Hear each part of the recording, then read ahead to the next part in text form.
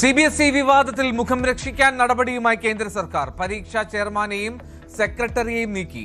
പ്രത്യേക അന്വേഷണ സംഘത്തെയും നിയോഗിച്ചു. നടപടി പ്രധാനമന്ത്രിയുടെ നിർദ്ദേശപ്രകാരം.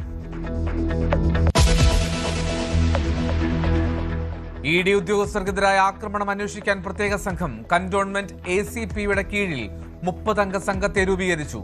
CPM നേതാക്കളെയും പ്രതി ചേർക്കണമെന്ന് കോടതിയിൽ ED.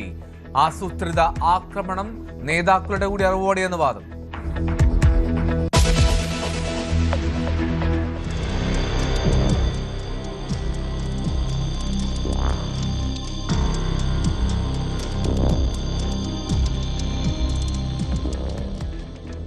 കൊച്ചി കലൂരിൽ ജോലി കഴിഞ്ഞു മടങ്ങിയ പെൺകുട്ടികൾക്ക് നേരെ യുവാക്കളുടെ ആക്രമണം.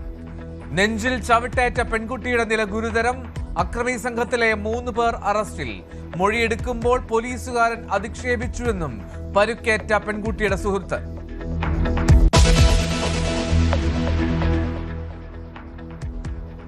മർദ്ദന കേസിൽ മുൻ മുഖ്യമന്ത്രിയുടെ ഗൺമാന്മാരുടെ അറസ്റ്റ് തടയാനാകില്ലെന്ന് കോടതി. ക്രൈം നടന്നുവെന്ന് കണ്ടെത്തൽ. മുൻകൂർ ജാമ്യാപേക്ഷ നാളെ പരിഗണിക്കും. ഗൺമാന്മാർ ഒളിവിൽ തുടരുന്നു. ടിനി ടോമിനെതിരെ പോലീസിൽ പരാതി നൽകിയ അൻസിബ. സ്ത്രീത്വത്തെ അപമാനിച്ചുവെന്ന പരാതിയിൽ നടി ലക്ഷ്മിപ്രിയയുടെ ഭർത്താവിനോട് മൊഴി നൽകാൻ ഹാജരാകണമെന്ന് പോലീസ്.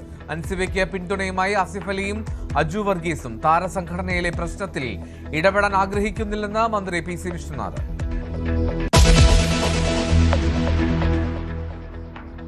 കർണാടകയിലെ DK ശിവകുമാർ മന്ത്രിസഭയുടെ സത്യപ്രതിജ്ഞ നാളെ വൈകിട്ട് 5-ന്.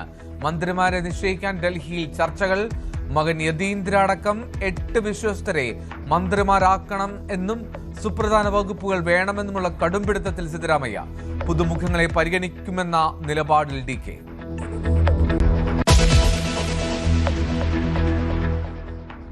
BJP വിട്ട് മുൻ തമിഴ്നാട് സംസ്ഥാന അധ്യക്ഷൻ K അണ്ണാമലൈ. 5 പേജ് രാജിക്കത്ത് ദേശീയ നേതൃത്വത്തിന് കൈമാറി. അനുനയിപ്പിക്കാനുള്ള ശ്രമവുമായി BJP.